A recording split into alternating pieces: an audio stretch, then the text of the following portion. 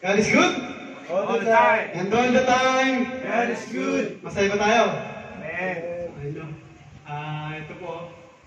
Yung inarmin lang tayo, no? Romans 12, chapter 12, verse 45. Sapagkat kung paano sa isang katawan ay meron tayong maraming mga sangkap. At ang lahat ng mga sangkap ay hindi pareho ang gawain. At gayon din tayo na marami ay isang katawan kay Kristo. At mga sangkap na sama-sama sa isa't isa. Yan po, no, sabi sa ating verse, no?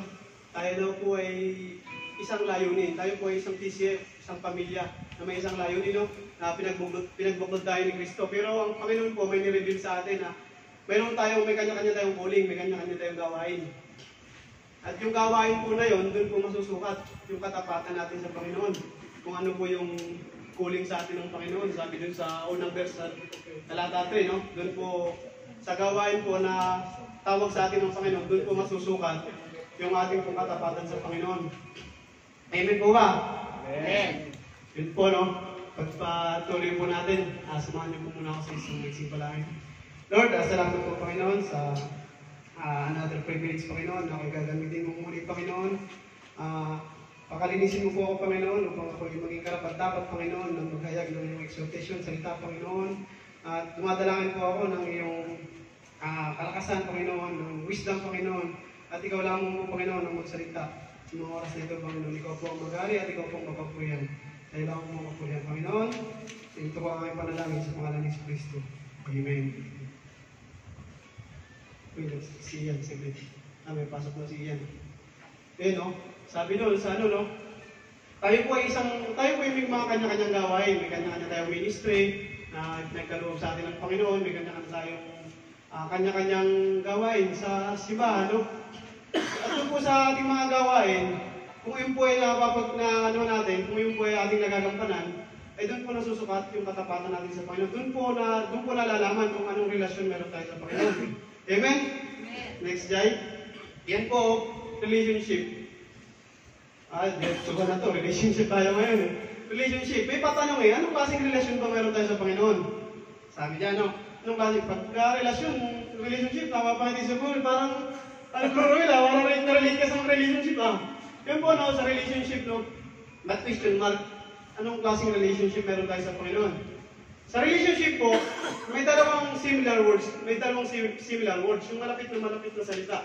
Nag-uumpisa po yan ang una po is, may dalawang salita yan eh. Ang una po na malapit sa relasyon na similar words is, number 1 is, condition. Condition. Ano bang condition meron tayo sa ating Panginoon? Ano ba, yung sa relasyon natin sa Panginoon, ano bang kalalagay natin, anong kondisyon? Depende ba? Depende sa kondisyon, yung relasyon natin sa Panginoon? O sabi nga sa 1 Corinthians chapter 7, verse 24, mga kapatid, bayaan ang bawat isa ay manatili sa Diyos sa kalagayang itinawag sa Kanya. Yun nga sabi mo ngayon, sabi kanina sa chapter 3 ng kung ano yung itinawag sa atin ng Panginoon na huling, dapat po manatili tayo doon sa kung anong tinawag sa atin ng Panginoon na huling. Sabi nga ni Paul sa mga taga-Korinto, ang sabi ni Paul sa mga taga-Korinto, should remain in whatever condition or situation they had when they came to faith in Christ. Sabi ni Paul sa mga taga-Korinto, no? Ano man yung kondisyon, ano man yung sitwasyon nyo sa buhay, ano man yung katatayuan ninyo ngayon, dapat manatili tayo sa Panginoon. Dahil bilang isang manggagawa ng Panginoon, ano man yung nararanasan natin sa buhay natin, yung mga pinagdadaanan natin, kung tayo man ay nakakaangat, kung tayo man ay pinapalo ng pagsubok, dapat lagi tayong nakaremain sa Panginoon. No? Hindi katulad ng mga ibang kakilala ko Pag may biyaya, sunod-sunod yung biyaya, nakakalimot, lalong napapalayo kayo sa Panginoon. Naalala lang ang Panginoon, pagka inahagupit ang pagsubok, pag kailangan ng Panginoon, saka lumalapit, Lord, bakit naman ganito, Lord? May kakilala akong ganyan Madami. Yung mga kakilala ko. Kasi, nung time na kailangan niya, Lord, isa yun sa mga kapatiran nito, Lord, bigyan mo lang ako ng sasakyan. Pag nagkaroon ako ng sasakyan, matutulungan ko yung TCF na makapagsundo ng mga kapatiran, para makapaglingkod sa inyo. Ang Lord natin, mapagbigay. Sabi nga ang tawag dito, yung mapagbigay. Generous heart. Generous. Kaya ng Panginoon natin, oh. Generous ang Panginoon natin. Mapagmahal, compassion. Lahat ng hihilingin mo, ibibigay ng Panginoon. Ay nakipagkondisyon. Sumpagkat natin sa Panginoon, Lord, binigyan mo ko ng sasakyan. Makakapagsundo ko sa mga patiran. Ay nakipagkondisyon siya sa Panginoon. Ay nung mabigyan siya ng sasakyan, dahil nga generous ang Panginoon, hindi naman niya ginamit na magsundo sa mga kapatiran. Iba yung sinundo niya. Sabi nga yan hanggang pinagpapala ka ng Panginoon, gamitin mo yung pagpapala ng Panginoon para mapalapit ka sa Panginoon. Kaya ang nangyayari doon nung pinapagpala na siya ng Panginoon yung pa yung naging dahilan para mapalayo siya sa Panginoon. Tapos, tatawag na naman, Lord, nasira yung sasakyan Kasi siya iba ginamit Nadyan pa nga yun dyan naalala ko nadyan pa dyan nasira. Kasi nga siya iba ginagamit Tapos tatawag na naman kay Lord, ano yung mga pangailangan. Hindi dapat gano'n, Bilang mag-asawa, kung ganyan yung sitwasyon natin, puro kondisyon, wala pong mangyayari. Kasi ang mangyayari yan, pag puro kondisyon, uy, ako na ang naglaba, ikaw naman ang magligpit. Uy, ako na ang nagluto, ikaw naman ang magligpit. Ano mangyayari sa relasyon nyo? Puro kondisyon. Di ba? Pero hindi na ako makilala dyan. Kasi usapang relasyon na ito dali natin sa family, dali natin sa kaibigan. Parang kilala ko yung mga kilala mo Pag sa kaibigan, dati ang lapit-lapit niyo mong kaibigan nung i-text kang Mars. Opo, kinabahan ka na kasi may kasunod kumusta? Dati kayo magkaibigan, nung i-text ang Mars, kumusta? Baka may bilang ka dyan kautang. Diba? Babayaran ko sa katapusan. May kondisyon na naman. Hindi nga bayaran sa katapusan. Ano mangyayari sa relasyon? Di ba? Puro kondisyon? Doon nagsisimula yung gap. Imbis na mapalapit yung kaibigan mo, nagkakalayo na papalayo. Gagaya mo isang kaibigan ko.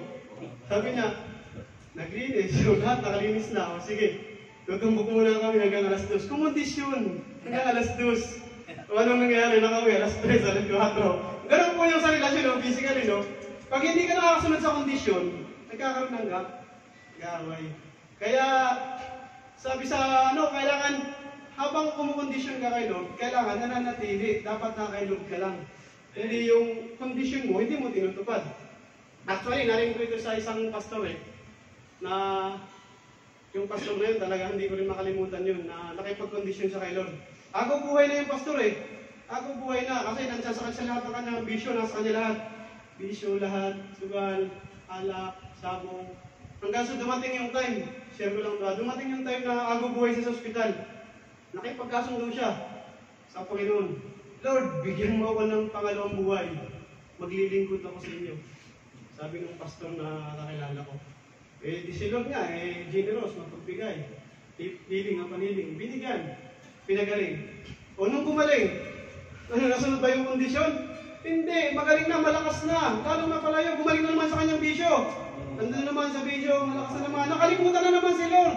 Habang nananagana, nakakalimutan si Lord. Tapos, binalik na naman, pinaalala.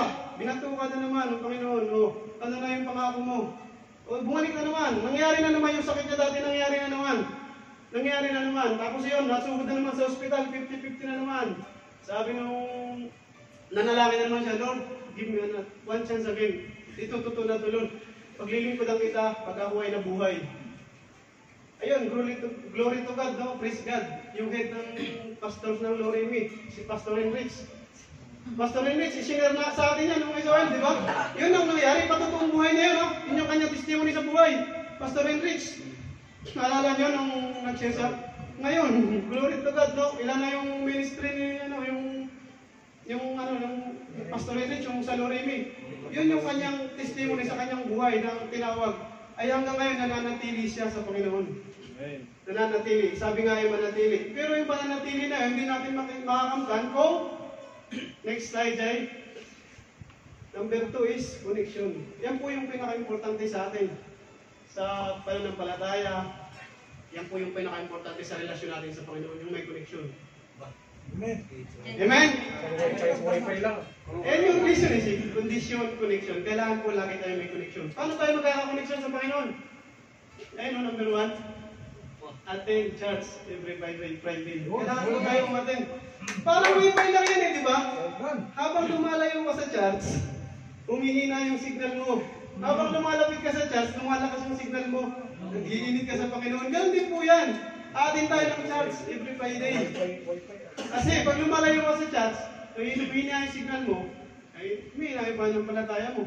Kaya atin po tayo lagi sa church. Nung pangalawa, sabi ni Pastor Rene, kailangan natin magkape. Pray. Kausapin natin ang Panginoon every day. Mag-pray po tayo. Sabi ni Pastor Rene, no?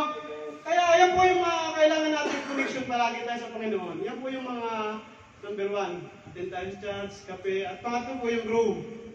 Si Pastor Rene din yung nag-share nitong grow na to eh. Ano ba yung ibig sabihin ng grow? Kailangan po natin ang paglago sa Panginoon.